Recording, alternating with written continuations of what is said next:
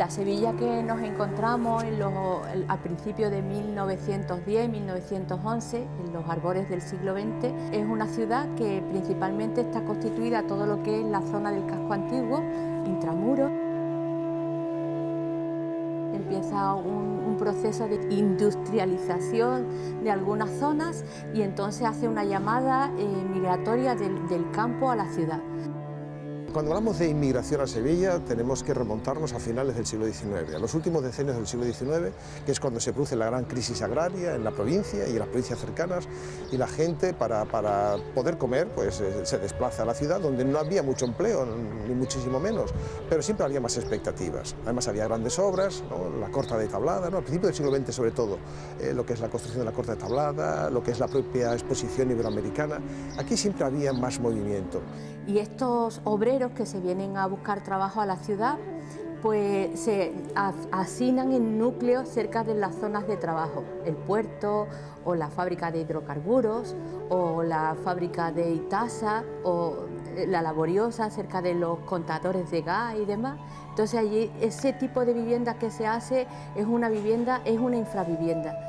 Pero claro, toda esa masa tenía que vivir en algún lado y la ciudad no tenía, no disponía de muchos espacios. Entonces hubo dos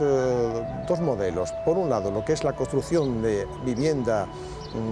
ilegal, informal, en las periferias, que se crearon vastísimos espacios de barriadas sin ningún tipo de servicios, ¿no? Con chabolas. Y la otra opción era la de encontrar un partido en un corral de vecinos. Muchos de las antiguas familias, algunas de ellas arruinadas, ¿qué hacían? Pues sus palacios los dividían en partidos o simplemente una casa que tenía detrás un huerto o que tenía un espacio de caballerizas o un espacio vacío, incluso jardines, pues se convertían en corrales. Esta ciudad ha sufrido muchos procesos, ¿no? de brillantez y de sombras, ¿no? Empieza en el año 29 con la gran exposición iberoamericana, luego se produce una situación muy problemática, ¿no? Después de la guerra civil y del golpe de Estado y los procesos y los sucesos que vinieron a continuación. Y luego con la gran migración hacia las ciudades que generó un crecimiento explosivo, donde bueno, se resolvieron ciertos problemas, pero que son los problemas que afrontamos hoy día con respecto a la falta de acondicionamiento de los edificios que entonces se construyeron. Hasta entonces, la política o la técnica de construir vivienda social fue fundamentalmente el ocupar zonas marginales a la ciudad, o sea, zonas de extrarradio, que eran antiguas huertas fundamentalmente, con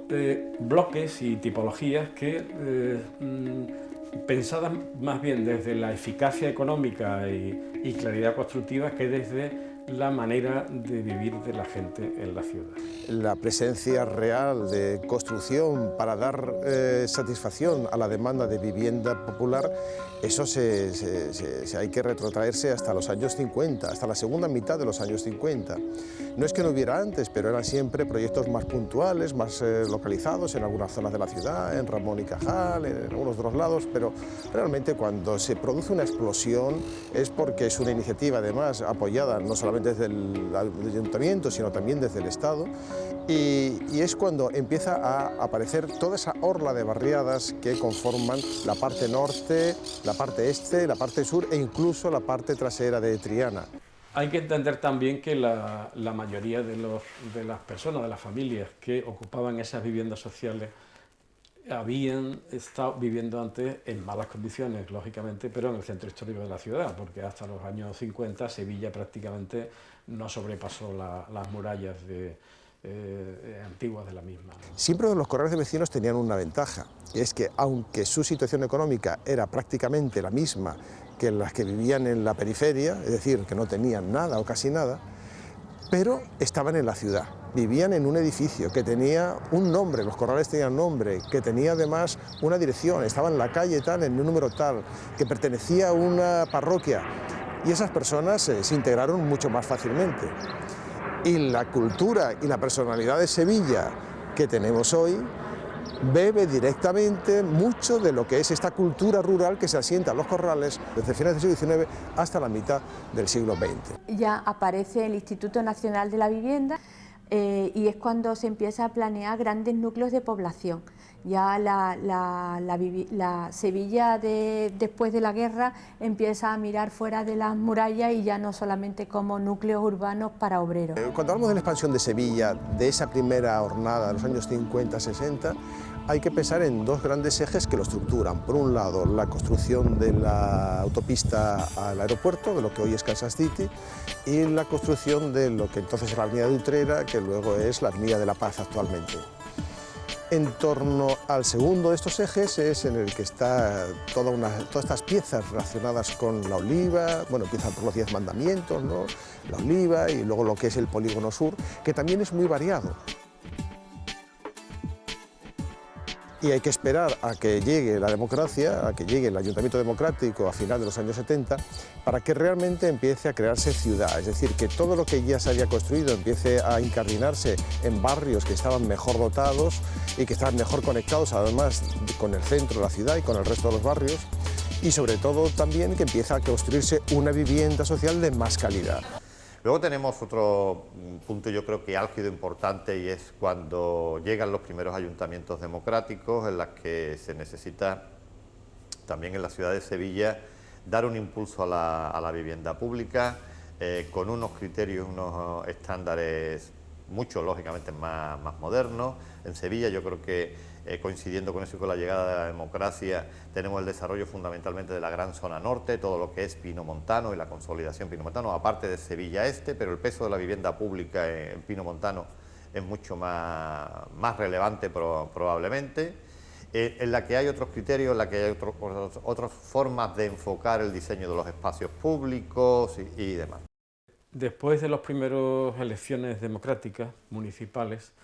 formaron la comisión ejecutiva y me propusieron entrar como asesor técnico para reorientar la manera de implantar vivienda social en los programas que ellos llevaban. Por un lado, que los que tenían que salir a la periferia reencontraran una ciudad en la que encontrar calles, encontrar bulevares, encontrar espacios de transición entre las manzanas y el espacio público, etcétera, y otros vecinos pudieran reocupar viviendas en el mismo centro histórico.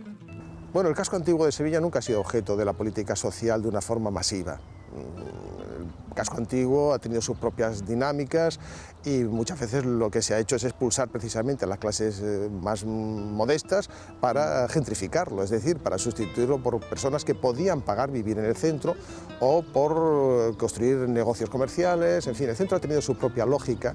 y la vivienda social ha sido muy poco importante. Sin embargo, hay una excepción que es muy interesante y que se produce ya en los años 80, que es una iniciativa del Patronato Municipal de la Vivienda de, en determinados solares que serían de su propiedad, pues construir vivienda social, con la idea, yo creo que también muy basado en la política italiana de los años 70, de recuperación de los centros históricos desde el punto de vista social, con la idea de reactivar estos barrios y que además, algunos de ellos que se estaban quedando bastante vacíos, darles nueva vida y sobre todo darles diversidad social. Ha evolucionado claramente la respuesta de la Administración desde los primeros años del siglo, en el que se atendía a través del patronato de casas baratas o el antiguo patronato municipal de la vivienda a acciones, digamos, o a situaciones de emergencia, catástrofes naturales o la necesidad de una renovación completa de una barriada de viviendas para alojar a varios cientos, digamos, de personas que se quedaban sin vivienda, hasta, digamos, una gestión ya planificada de oferta de vivienda pública, con planes de vivienda y, digamos, intentando adaptarse a las demandas y necesidades de la sociedad. Bueno, la verdad es que las necesidades han cambiado mucho, ¿no? Antes necesitábamos simplemente dotar de alojamiento a las personas, ahora hay que dotarles de alojamiento, pero con unas condiciones mínimas que son de unos requisitos muy superiores a los que había antes, ¿no? Actualmente no concebimos una vivienda sin un aislamiento decente, con una accesibilidad adecuada, con ascensores, con incluso preinstalación de aire acondicionado o Climalí en las ventanas, en fin, las costes de construcción han cambiado y son acordes a las nuevas necesidades de la población. Eso al final tiene números, es decir, hemos pasado de que desde prácticamente primeros años del siglo hasta 1987, que es cuando se crea Envisesa, en ese primer tramo pues se construyeron en torno a 8.000 viviendas en Sevilla, mientras que con la construcción, con la creación de Envisesa en el año 87, pues se entra ya en un formato mucho más planificado, mucho, digamos, más de gestión pública, en el que se han construido en torno a 13.500. ¿Dónde tenemos que avanzar? Tenemos que avanzar en renovar el parque inmobiliario a la mayor rapidez posible y a su vez mantener un estándar de calidad muy superior para que por un lado sean sostenibles en el tiempo y por otro lado sirvamos de ejemplo para la iniciativa privada, puesto que hay que empezar por lo público para que se produzcan transformaciones.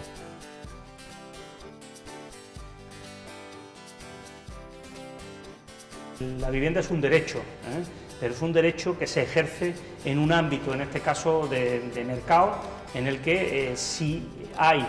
una empresa municipal de vivienda, si hay un interés público, en este caso que por parte de un ayuntamiento se pone encima de la mesa, se va a garantizar al menos una oferta, si no absolutamente suficiente, por lo menos